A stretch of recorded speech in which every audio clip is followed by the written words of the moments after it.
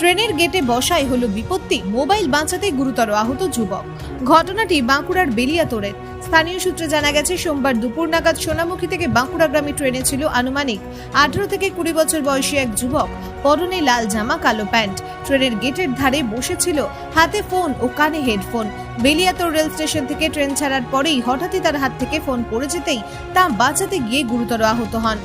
এই ঘটনায় বেশ কিছুক্ষণ ধরে ট্রেন দাঁড়িয়ে থাকে ফুলবাড়ি এলাকায়। ট্রেন দাঁড়িয়ে থাকতে দেখে স্থানীয়রা তড়িঘড়ি ছুটে আসেন ওই রেলপথে। সেখানে স্থানীয়রা দেখে রক্তাক্ত অবস্থায় ওই যুবক ট্রেনের তলায় পড়ে রয়েছে।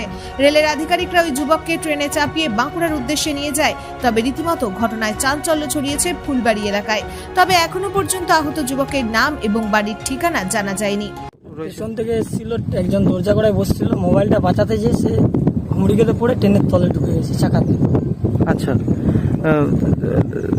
কেমন বয়স হবে ছেলেটা? ওই